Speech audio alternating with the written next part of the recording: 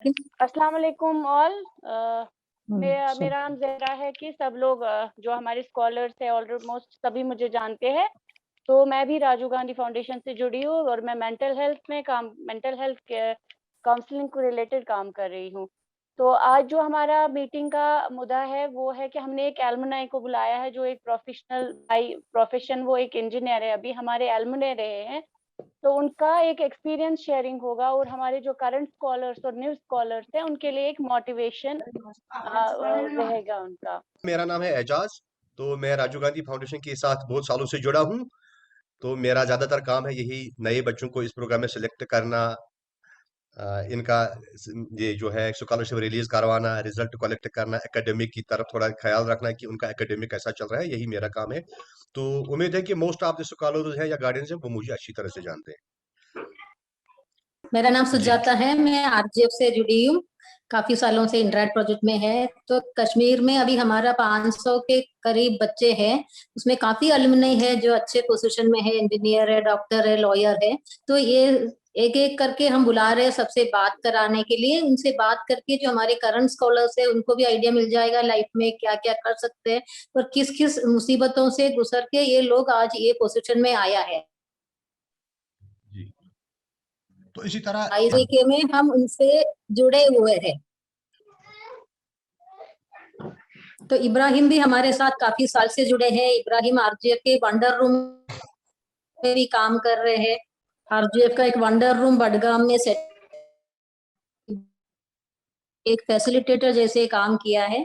तो इब्राहिम को भी इसी मौके में मैं वेलकम। इब्राहिम साहब आप स्टार्ट करेंगे, इंट्रोडक्शन हो अस्सलाम गया। वालेकुम, आदाब, गुड आफ्टरनून एवरीवन। मेरा नाम मोहम्मद इब्राहिम है और मैं बडगाम में रहता हूँ। और मैं आरजीएफ से तकरीबन पिछले दो दहाइयों से ज़्यादा जुड़ा हुआ हूँ। उस टाइम मैं फर्स्ट में पढ़ता था, मेरे पापा की डेथ हो गई और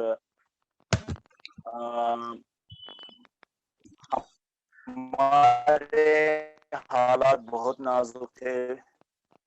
हमारे पास कुछ खाने को नहीं था। मेरे पापा बिजनेसमैन थे और बहुत सारे दिन ऐसे गुजरे हैं कि हमारे पास खाने को कुछ नहीं था।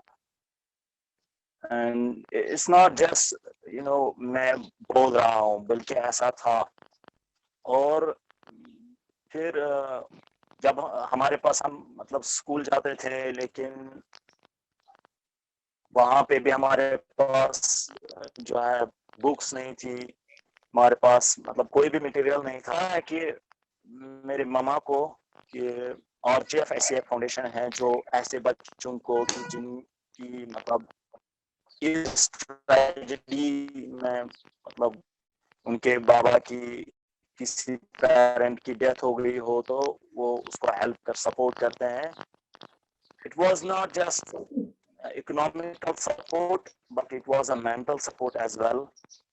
साइकोलॉजी का सपोर्ट था। तो जब हम राजीव गांधी फाउंडेशन से जुड़े तो फिर इनकी मॉनेटरी फंड से हम स्कूल जाने लगे, हमारी पढ़ाई शुरू हो गई।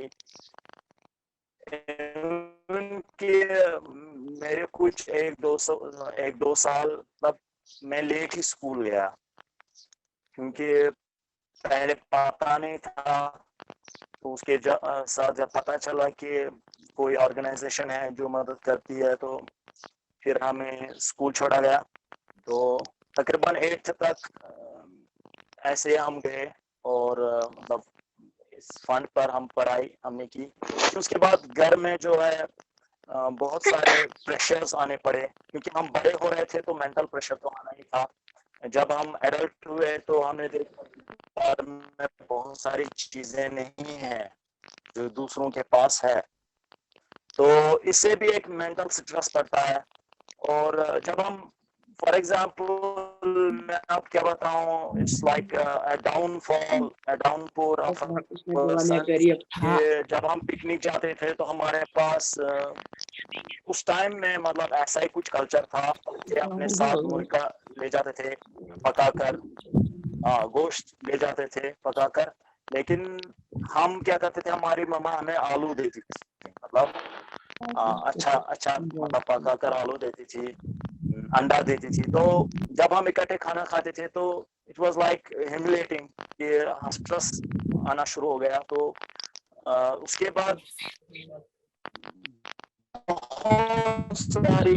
बहुत सारी जगहों से, बहुत सारे डायमेंशन से इंसान पर बहुत प्रेशर आया, लेकिन हमने भी हार नहीं मानी। वी वर डिटरमाइंड कि नहीं, हमें there was no one to help us rather than this Rajiv Gandhi Foundation. So they were just angels for us. वो हमारे लिए एक फरिश्ते थे। फिर हम जब बड़े हो गए, 8th में मैं पहुंचा, तो फिर मैंने एक काम सीखा। मैं पढ़ाई भी करता था और साथ में काम भी करता था। मैं फिटिंग करने लगा, जो इलेक्ट्रिक फिटिंग है उसमें मैंने दिलचस्पी ली। मैं पहले तो एक दुकान के पास गुजरा, मैंने देखा वहां पे वो काम कर रहे थे, तो मैं बहुत इसमें wires and all these things, I was just involve in these things. I love to be like do experiments. तो मैं घर में कोई भी चीज ऐसी नहीं छोड़ता था जिसको मैं नहीं खोलता था। अगर हमारे घर में टीवी आया फॉर एग्जांपल, मैं बहुत ज्यादा शौक, मतलब मैं खुश हो जाता था। इसलिए नहीं कि हमारे पास टीवी आ गया, इसलिए क्योंकि मेरे दिमाग में ये आता था, पहला चीज जो मेरे दिमाग में आता था वो ये था कि मैं ये कब खराब हो जाएगा और मैं इसको खोलूं। So I was like distracted, not distracted in sense कि मैं तोड़ता था चीजें, नहीं, I was just to know how it gives the light, ये कैसे स्क्रीन पे मतलब तस्वीरें दिखाता है, to know this। हमारे पास एक दिन एक लाइट आई जो हैंड से मतलब चार्ज हो जाती थी। तो I was keen to know कि ये कैसे काम करता है। तो मैंने उसको तोड़ा, हालांकि वो मतलब अभी फ्रेश थी, लेकिन उसको तोड़ा, मैंने देखा कि इसमें क्या मैकेनिज्म है। तो इस तरह मैं बहुत ज्यादा इसमें था और किताबों में बहुत इंटरेस्टेड था।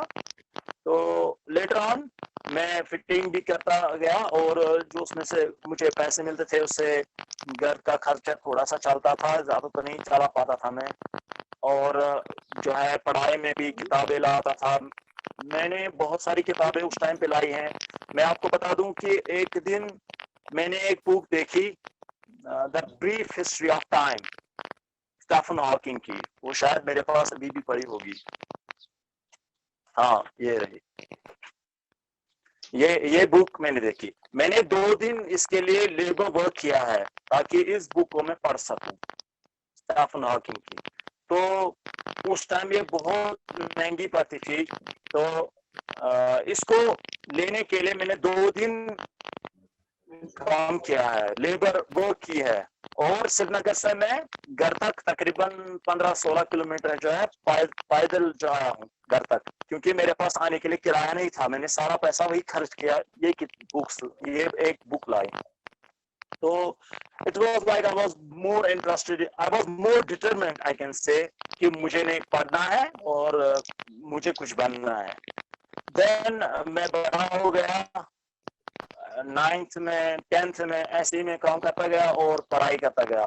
और स्कूल में भी I was just number 1 और number 2।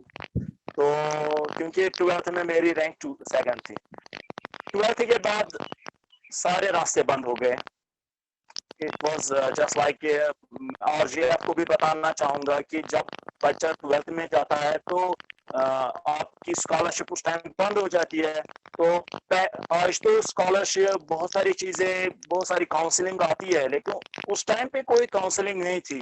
2010 में, 2011-12 में, तो उस टाइम पे कोई काउंसलिंग थी, ज्यादा नहीं पता था हमें। तो फिर मतलब मुझे ऐसा लगा कि यार जी अब हो रहा है, अब अपना काम करो। तो ये तो अच्छी बात है, इससे इंसान को प्रेशर भी पड़ता है, लेकिन सुधर भी सकता है, लेकिन उससे बिगड़ भी सकता है। क्योंकि जब उसके पास आप पढ़ाई करने के लिए पैसा नहीं है, कोई स्कॉलरशिप नहीं है, तो वो कोई काम ढूंढेगा।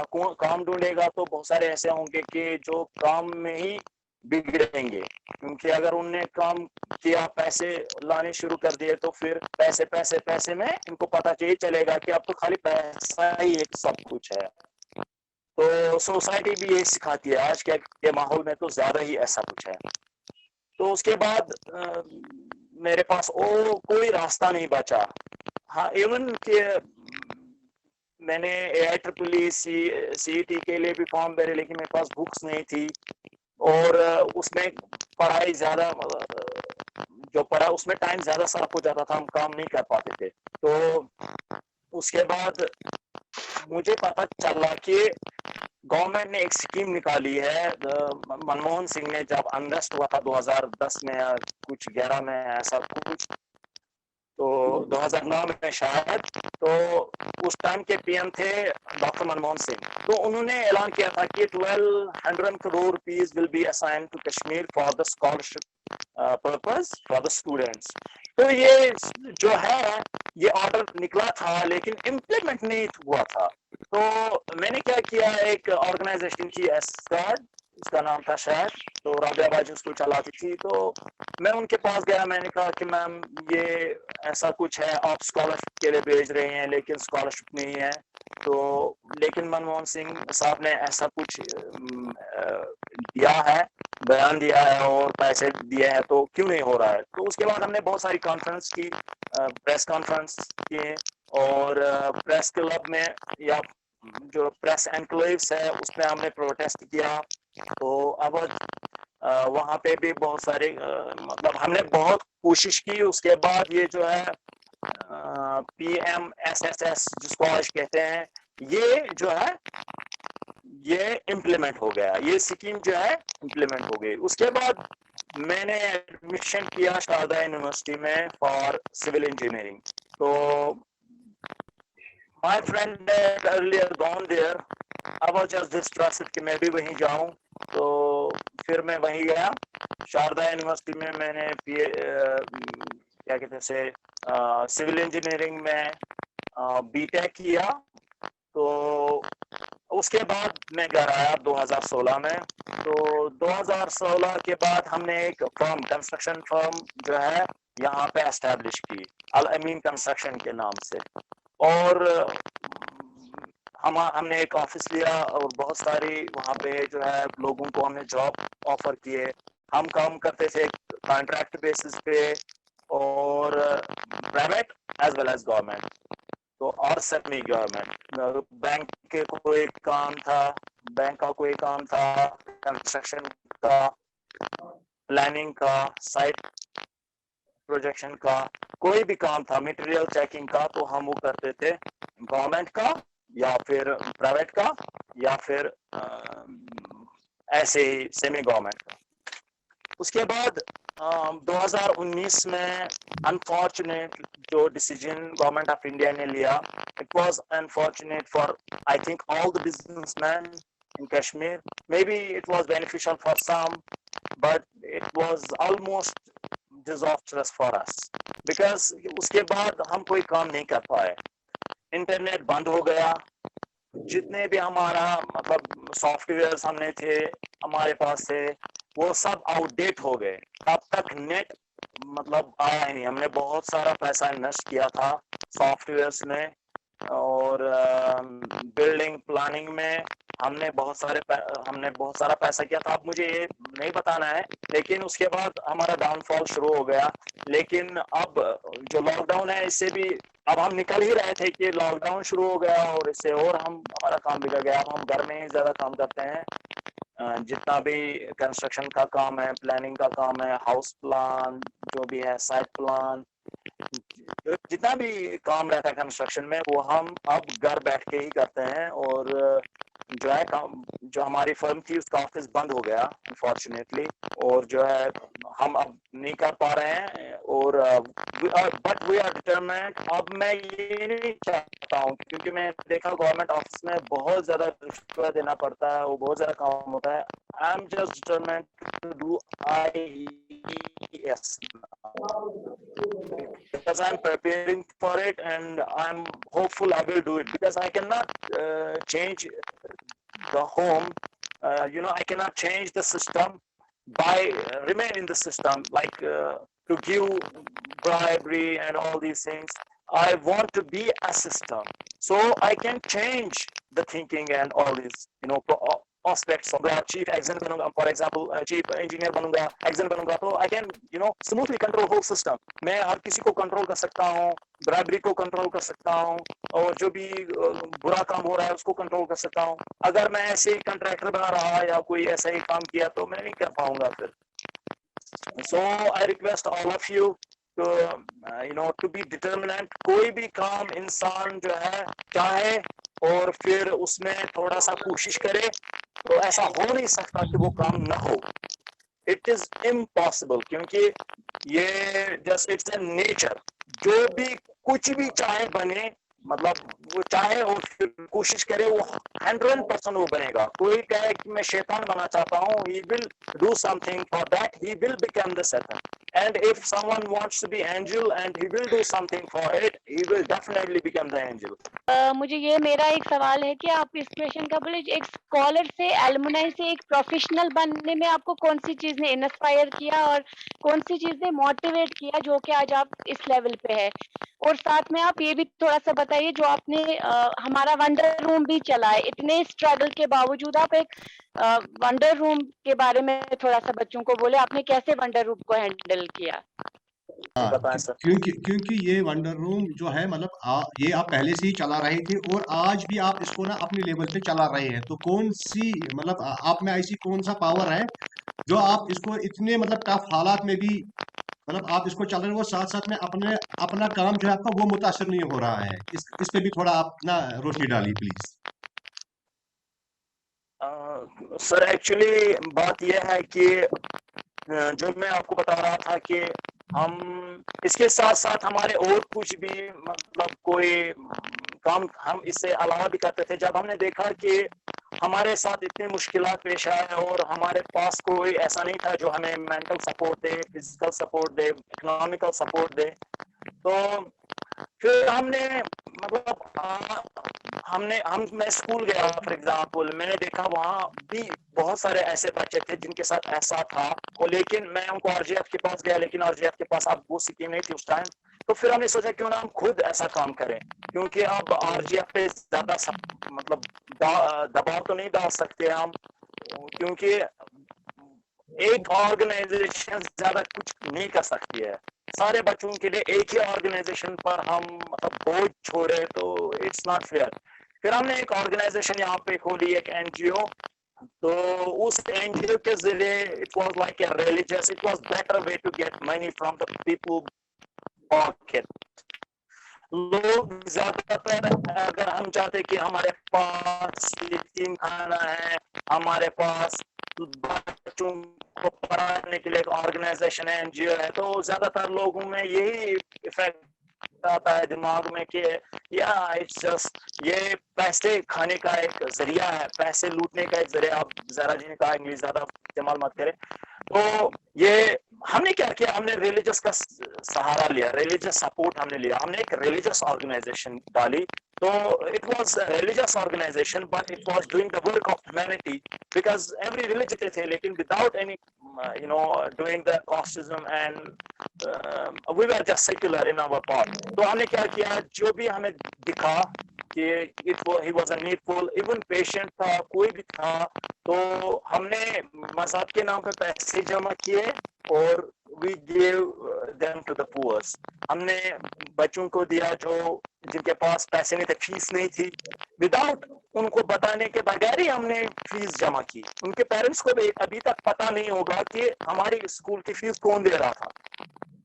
तो हमने उनके लिए बुक्स प्रोवाइड की स्कूल के जरिए, ताकि वो भी मतलब जो है जो हमारे लोकेलिटी में थे, तो वो भी ये अपने दिमाग में न डाले कि फलाने ने हमारे लिए जो है फीस दी, बुक्स लाई, वो लाई, ये लाई। तो हमने स्कूल के जरिए ऐसे काम किए। हमारे पास कोई स्कूल थे, कुछ हमने नोट किए कुछ स्कूल, तो उनको हमने बताया कि आप यहाँ पे कितने बच्चे हैं और उनके बुक्स यूनिफॉर्म ये जो है आपको दे। तो हमने उनको दी और उन्होंने उनको दी। अभी तक उनको भी नहीं पता है कि कौन दे रहा था या फीस उनकी हमने जमा की। कभी कभी उनके अकाउंट्स में, उनके पेरेंट्स के अकाउंट्स में हमने बैंक के साथ बात किया, उनके अकाउंट्स लिए, तो उनको हम पैसे डाले without telling them something or telling anybody. उसके बाद RGF हमें मतलब ऐसा हुआ कि हम RGF ने हमें बुलाया एक दिन, एलुमनाई मीट थी, तो हमने देखा वहाँ पे एक ऐसा बहुत ही बेहतरीन एक काम कर रहे हैं, वो वंडर रूम चला रहे हैं, क्योंकि जब हमने देखा कि वंडर रूम चल रहा है और इतने सारे बच्चे एंजॉय कर रहे हैं, हमने खुद एंजॉय किया, बहुत हमने हंसा उस दिन। हमने देखा कि यहाँ पे मतलब बहुत ज्यादा साइकोलॉजिकल सपोर्ट मिल रहा था बच्चों को, बच्चे बहुत ज्यादा एंजॉय कर रहे थे और हंस रहे थे और जो है मगन थे अपने काम में। तो ये मुझे पता था कि कश्मीर में चाहे कुछ भी हो, यहाँ पे जो है लोग 99% लोग यहाँ पे जो है मेंटली डिप्रेस्ड है बहुत ज्यादा, और बच्चों पे असर तो पड़ना ही है। और वो ज्यादातर वो बच्चे जो इन मुश्किल हालातों में मतलब इफेक्ट हो गए हैं इससे, तो उनके लिए तो ज्यादा ही कुछ था। फिर हमने क्या किया, हमने यहाँ पे ऐसा ही कुछ काम किया और उसके बाद हम RGF के साथ भी जुड़ गए। हमने ऐसे लोगों को हंसाना शुरू किया। हम तो पहले बच्चों को पढ़ाते थे अपने NGO में, हमारे पास बहुत अच्छी बिल्डिंग है, तकरीबन नियर अबाउट 60-70 लाख रुपीस की हमारे पास बिल्डिंग है, बहुत ज्यादा, 3 फ्लोर है, तकरीबन उसमें 75,000 अराउंड स्क्वायर फीट्स अराउंड हमारे पास स्पेस है, पार्क है, उसमें 3 फ्लोर बिल्डिंग है। तो हमने उसमें जो है बच्चों को हम पहले ही पढ़ाते थे, साइंस पढ़ाते थे, ऐसी कोचिंग, लेकिन एज अ फ्री। तो मैं भी आता था, हमारे दोस्त भी आते थे, they were eager to work with me, वो मेरे साथ बहुत ज्यादा काम करते थे इस पर। तो हमने क्या किया, वहाँ पे वंडर रूम एक एजाज साहब ने भी सपोर्ट किया, उसमें जहरा जी ने भी सपोर्ट किया, इसने एक मीटिंग भी वहाँ रखी, शायद कुछ बच्चे वहाँ होंगे, मतलब जो यहाँ पे होंगे, जो वहाँ आए होंगे हमारे बिल्डिंग में। तो उसके बाद हमने वहाँ शुरू किया, बच्चों को हम सिखाते थे, फिर हंसाना शुरू किया, उनको खेलने को दिया, मतलब बहुत सारी चीजें, और स्पोर्ट्स खिलाया उनको, और अब ये कंटिन्यू रहा तब से आज तक। लेकिन हम फिर RGF से दोबारा जुड़ नहीं पाए, और क्या इश्यूज थे I don't know, but mostly जो इश्यू था वो था लॉकडाउन का और इंटरनेट का। उसके बाद जो पहले लॉकडाउन हुआ था 2019 का, उसके बाद कोरोना लॉकडाउन हुआ, उससे भी इफेक्ट हो गया, लोग नहीं निकलते थे घरों से, पहले जो कोविड वेव थी। उसके बाद आपको तो सारा कुछ पता ही है, लेकिन हम अभी जो है बच्चे वहाँ आते हैं, तकरीबन 30-35 के करीब से ज्यादा भी आते हैं, वो शाम को 4-5 बजे 6 बजे आते हैं, और वहाँ पे वो पार्क में होते हैं, खेलते हैं, और कोई उनको कभी मैं होता हूँ, कभी मेरे दोस्त होते हैं, वो उनको मतलब खेलने को स्पोर्ट्स किट्स देते हैं, पेंटिंग करवाते हैं, बस ऐसा कुछ है। तो उसकी वजह से उनके मेंटल जो है इलनेस जो है, कम से कम वो इंशाल्लाह अब उससे इफेक्ट नहीं होंगे, they are just overcoming from it. जी। तो इब्राहिम साहब, आपका ये है कि जो मुझे समझ आया, जो हम सारे टीम को समझ आया, कि मतलब आप जब एक बार दिल्ली विजिट किया, आपने जो वंडर रूम का कॉन्सेप्ट वहाँ देखा, तो आपको लगा कि इसमें साइकोलॉजिकल इश्यूज कम होते हैं, बच्चों को जो ड्राइंग पेंटिंग वगैरह का आपको वहाँ से मिला, और आपने यहाँ पे इम्प्लीमेंट किया अपने सेंटर में। तो मतलब आपका मोटिवेशन ऐसा ही है, और यहाँ पे आपने वंडर रूम क्रिएट किया, और अभी भी वो चल ही रहा है, 30-35 बच्चे अभी भी आ रहे हैं वहाँ, और आप एज अ वॉलंटियर करके अपना प्रोफेशन को छोड़ के उनके साथ स्पेंड करते हैं। मैम आपको क्या बताऊं, क्योंकि it's like giving to the society. हमने कोई मतलब हमें लग रहा है कि अगर हम कहीं से कोई फायदा ले रहे हैं, तो we have to give back, क्योंकि इसका एक ही फायदा होना चाहिए कि we will give back to the society. अगर हमने सोसाइटी को नहीं दिया, तो बहुत सारे बच्चे ऐसे हैं कि they cannot get good things from the society। आजकल के जमाने में लोगों के पास ज्यादा टाइम नहीं है, क्योंकि हम इससे अफेक्टेड है। हमने देखा है कि कैसे लोग जो है बिहेव कर रहे थे हमारे साथ। तो अगर हम भी वैसे रहे तो फिर फायदा नहीं है, कोई फायदा नहीं है ऐसी चीजों का। हमें भी हमारे पास बहुत ज्यादा वो फील नहीं होना चाहिए। मैं स्कूल में पढ़ता था, मेरे साथ एक बच्ची थी जिसका फादर जो है मिलिटेंट था पहले, तो फिर उसने सरेंडर किया। उसके बाद 1 साल के बाद ही वो कहीं पे था तो उसको मारा। फिर उसके बाद जो है उसकी डेथ हो गई, और उस बच्ची जो है वो तकरीबन 2nd स्टैंडर्ड में पढ़ती थी। मैं उस टाइम पे 11th-12th में पढ़ता था। तो मैंने देखा कि अब बहुत डिप्रेस रहती थी। तो फिर मैं उसको अपने साथ ही मतलब लेता था, स्कूल लेता था, उसके साथ खेलता था। क्योंकि मैंने देखा था खुद अपने बचपन में कि how I suffered, so I didn't want anybody to suffer. मैं किसी को नहीं चाहता था कि वो मेरी तरह सफर करे। तो इट वाज लाइक इट्स अच्छा, व्हाट आई कैन हाँ से, हाँ इट इज अ जी natural thing to do for the society. जी जी जी इब्राहिम साहब, मुझे लेकिन एक चीज थोड़ा बोलिए कि आम तौर पे मतलब यहाँ हम बोलते हैं कि पैसा जो है बहुत बड़ा चैलेंज होता है लाइफ में, पैसा। क्योंकि जैसा जैसा आपने बोला था कि ये जब आप पिकनिक जाते थे तो हर किसी के पास अलग अलग वैरायटी होती थी। तो आपकी मम्मी आपको एक आलू मतलब टिफिन में देती थी, तो थोड़ा आप मतलब हिचकिचाते थे वहां पे। लेकिन इन सब चीजों को जी किस तरह आपने कोप किया कि ये पैसा आपने मतलब इसको आपने कोई अहमियत नहीं दी कि पैसा ही सब कुछ नहीं है लाइफ में। तो जी ये सब फेस करके भी जी आप मतलब खुदा के फजल करम से आप लाइफ में बहुत आगे बढ़े। तो आप क्या मैसेज देना चाहेंगे इन सब बच्चों को कि पैसों के बारे में, क्या पैसा बहुत जरूरी है लाइफ में आगे बढ़ने के लिए? एक्चुअली मैंने पहले भी कहा कि ये डिटर्मिनेशन है एक आदमी को, एक विल पावर है कि वो क्या करना चाहता है। जी अगर जी किसी के पास इकोनॉमिकली जो है फिट बैकग्राउंड नहीं है, पैसे नहीं है उसके पास, घर में बहुत ज्यादा प्रॉब्लम है, it's like they will feel proud after some time. जब वो बड़े हो जाएंगे तो दे विल फील प्राउड कि हमने किस सिचुएशन में अपने आप को संवारा, अपने आप को बड़ा किया, अपने आप को मतलब ये एक्चुअली इब्राहिम इब्राहिम राफिर साहब जो है, ये जो है इसकी एक कंस्ट्रक्शन फर्म चल रही है जो इसने अभी बोला है, अल अमीन कंस्ट्रक्शन। तो इतना सारा मुसीबत जेल के भी, इतने हालातों को से जगड़ कर भी इब्राहिम साहब के पास आज जो है अपना एक ऑफिस है और बहुत से लोगों को उन्होंने एम्प्लॉयमेंट दी है। इनके अलग अलग मतलब प्रोजेक्ट चल रहे हैं, चाहे जेके बैंक का कोई रिनोवेशन हो या बाकी सरकार के कोई ये डेवलपमेंट काम हो, तो वो इब्राहिम साहब की फर्म ही कर रही है वहाँ पे डिस्ट्रिक्ट बड़गाम में। तो ये हमारे लिए एक मतलब ना क्या बोलेंगे हम, एक इंस्पिरेशन है कि इन सब चीज़ों को लेके कि इब्राहिम साहब ने खुद अपनी तालीम और अपने भाई की तालीम जो है आगे बढ़ाई है। सिर्फ मतलब एक मिनिमल अमाउंट पे जो राजीव गांधी फाउंडेशन इनको भेज रही थी, इन्होंने अपना मतलब घर का जो खर्चा है और अपनी तालीम का खर्चा सिर्फ इसी मिनिमम पैसे पे ही आगे ले लिया, और आज वो लाइफ में बहुत ज़्यादा कामयाब है। तो हम जो है हमें मोहम्मद इब्राहिम से एक इंस्पिरेशन लेनी चाहिए कि इब्राहिम साहब ने भी मतलब बड़े बड़े मुश्किलात का मतलब जट कर चैलेंज किया है और लाइफ में आगे बढ़े हैं। तो इतना ही नहीं, बल्कि इब्राहिम साहब खुद एक मतलब जो है वॉलंटियर भी बहुत से कामों में अपने आप को वॉलंटियर किया है उन्होंने।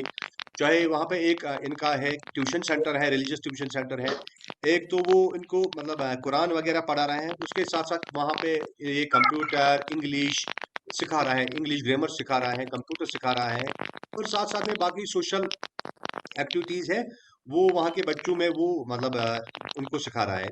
तो ये हमारे लिए मतलब खुशकिस्मती है कि हमारे इस प्रोग्राम में इब्राहिम साहब जैसे लोग हैं।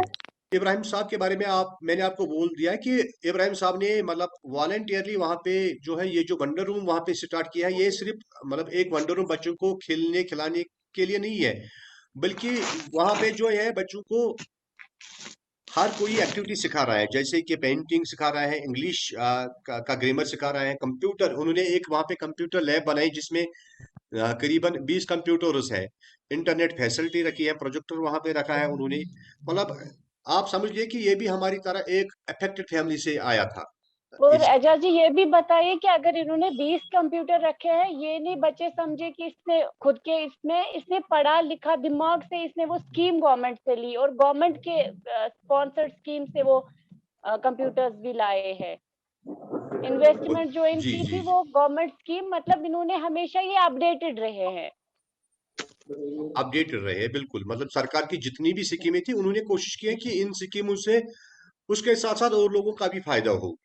तो ये सब मतलब तभी मुमकिन हुआ है कि जब ये एक पर्टिकुलर चीज से ये वाबस्ता थे। तो आज भी मतलब हम देखते हैं कि ये इब्राहिम साहब जो है बिल्कुल हमारी ऑर्गेनाइजेशन के साथ बिल्कुल कनेक्टेड है। उसी तरह जब इनको पैसा मिलता था फाउंडेशन की तरह से, स्कॉलरशिप मिलता था, उससे ज्यादा आज हमारे साथ ये जुड़ा हुआ है कि मतलब ये बीच बीच में 10 दिन 15 दिन के बाद हमारे साथ फोन करता है, हमारा हाल पूछता है कि मतलब एक तो ये कि और मतलब बाकी लोगों के बारे में वहां बोलते हैं कि सर यहाँ पे ऐसी फैमिली है, क्या हम इसको कनेक्ट कर सकते हैं राजीव गांधी फाउंडेशन के साथ। तो ये चीजें आप भी डेवलप कीजिए अपने आप में। इससे सिर्फ आपका फायदा नहीं है बल्कि आपकी समाज का इसमें आपका बेनिफिट है, आपकी सोसाइटी का वेलफेयर इसमें।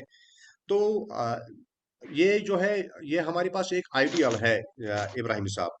आप मतलब खुद अंदाजा कीजिए कि 90s में इसके फादर को अनफॉर्चुनेटली वहां पे किल किया गया था, जो एक छोटा मोटा बिजनेसमैन था, कारपेंटर्स के साथ ये वाबस्ता था।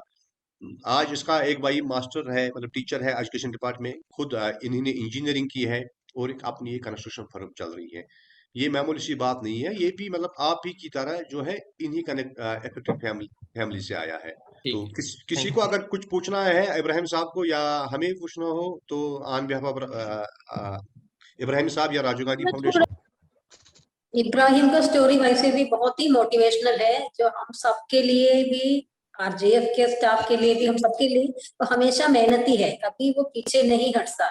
ऐसा भी नहीं कि सब कुछ आरजेएफ बताए तभी करूंगा, खुद को भी मेहनत करता है, ढूंढता है और क्या रास्ता है, देखता है। और अपने मेहनती के साथ साथ उनके मन में ये बहुत बड़ी एक अच्छे विचार है, गिव बैक टू सोसाइटी। जो आज कहना चाहूंगी, जो भी किसी, जरूरी नहीं है सबको पैसा देके ही हम मदद कर पाएंगे। जिस तरीके से मतलब किसी को एक थैंक यू बोलना भी आज के जमाने में एक बहुत बड़ी बात है। बहुत किसी बड़ी का बात हाल है, चाल बिल्कुल। पूछना, किसी का हाल चाल पूछना, अगर कोई अकेला है तो उनसे थोड़ी देर बात करना, ये सब गिविंग बैक सोसाइटी है। ऐसा नहीं कि पैसा देके ही गिविंग बैक सोसाइटी है। जो फाइनेंशियली कर सकते हैं फाइनेंशियली करते हैं, जो नहीं कर सकते जिस तरीके से आप दूसरों के लिए कुछ कर सकते हैं जरूर करिए। और इब्राहिम भी वही कर रहे हैं जो दूसरों के लिए वापस देना। जो मुझे मदद मिली है जब जरूरत में था, वही मदद मुझे दूसरों के लिए भी करना है। ये जो विचार है ये भी उनका एक सक्सेस का एक पार्ट है। भगवान भी उनको इसको वही कृपा है, वो गिव बैक टू सोसाइटी है। ये एक बहुत बड़ी अच्छा एटीट्यूड है और इब्राहिम को मेरे तरफ से सारे शुभकामनाएं। उनकी जिंदगी में बहुत सारे अच्छे काम और इब्राहिम। जी All the thank you best to ma'am, you, thank you. Ibrahim. Or thank you for this experience sharing. It's very inspirational and it's very good बिल्कुल। for all current scholars. Thank you all, thank you all. Thank you. चलो।